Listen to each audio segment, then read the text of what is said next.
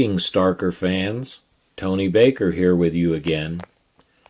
Last month, you might remember that I focused on the various media formats on which you could find commercially available Starker recordings. This month, we're going to start listening to some of those recordings. Mr. Starker made his first commercial recordings on the Pacific record label, a French company. All of these recordings were released on 78 records, although some of these recordings have since been re-released on CD. I'm going to be playing two of these recordings in their entirety for you here. The first piece we're going to listen to is Zoltan Kodai's Solo Sonata for Cello. Mr. Starker's first performance of the work was in June of 1939, just 6 weeks after he had first heard and learned of the piece. At the time, Kodai was professor of composition at the Franz Liszt Academy of Music in Budapest, the school where young Janos attended. Following his recital, the audience responded with several minutes of tumultuous applause. By all accounts, the performance was a resounding success. A highly regarded Hungarian music critic of the time wrote in part, quote, "The inner world of the true artist is awakening perceptibly in this young boy, and one does not need to be particularly talented to predict that this inner world will give us plenty to think about in the future. The extraordinary technical virtuosity which expresses itself with such natural bravura as to think that there can be no other way to play the cello with such bewitching skill." End of quote. The U.S. magazine Musical America called the performance, quote, "a miracle," end of quote. This undoubtedly was the night that launched Mr. Starker's reputation and arguably his career as well. Backstage, Kodai's immediate review was not quite as glowing. He said to Starker, quote, "The first movement too fast. The second is in good order. The third, don't separate the variations so much. Good night." End of quote. At the time, Starker recalls that he didn't even know the last movement was a set of variations. About 9 years later, circa 1947 or 48, Mr. Starker recorded the Sonata for Pacific Records, which came out in a 4-record set. So without further ado, let's listen to that memorable recording.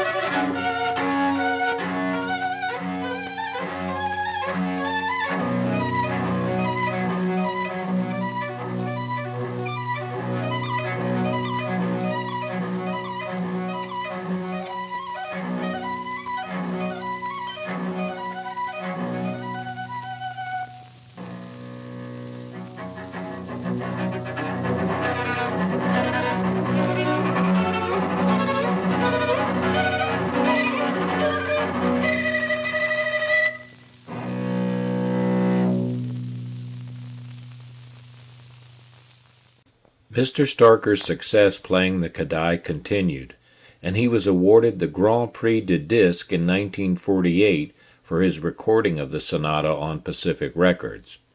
1948 was the inaugural year for this award, which has become the premier French award for musical recordings. Mr. Starker would go on to record the sonata 4 more times over the years, including a video recording of a live concert performance. But Mr. Starker made other recordings for Pacific as well. One of them I discussed last month, De Falla's popular Spanish suite. Another referenced in Starker's autobiography, but apparently never commercially released, was Paul Hindemith's Sonata Opus 11. According to his autobiography, Starker was also under the impression that the De Falla was not released. I never had a chance to ask Mr. Starker about this discrepancy. If we look on page 505 of the July 1949 issue of the Musical Quarterly, we will see reference to Mr. Starker's Pacific recording of the Kodai. But this is not the only Pacific recordings accredited to Mr. Starker. If we look on page 509, we see 2 more, Ode, composed by Alexander Cherepnin, and Fandangillo, composed by Federico Moreno-Torroba. I have been unable to determine why the De Falla recording is not listed, but the fact that the Hindemith piece is not listed tends to support Mr. Starker's assertion that this recording was never released. This brings me to my final selected recording for this month, Mr. Starker's recording of Ode by Cherepnin, as made circa 1948 on Pacific Records. Mr. Starker's partner on the recording is pianist George Solchani. You'll notice that this record is 10 inches in diameter, unlike the other Pacific 78 recordings that are on 12-inch discs.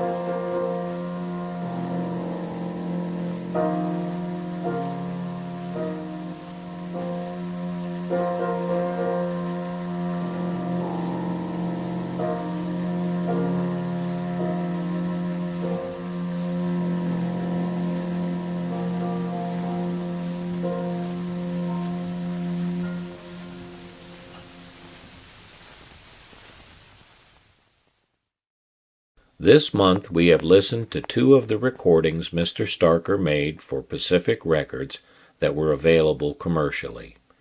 Some of you may be interested to know that he made these recordings on a Viennese cello made by Martin Stoss. Less than a year before Mr. Starker passed away, he met with a gentleman, now living in Los Angeles, California, claiming to own the Stoss cello on which the Pacific recordings were made. Mr. Starker was able to authenticate the cello. Here we are looking at an LP of Starker's Pacific recording of the Kodai. Or are we?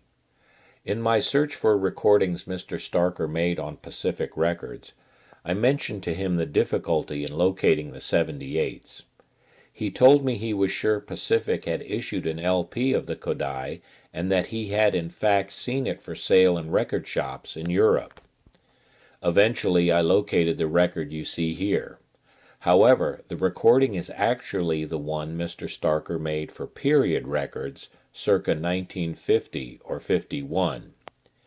If you look closely at the record label, you will even see that it says Period Master on it. Additionally, one of the matrix numbers in the runout groove of the Pacific record matches the number period assigned to the recording.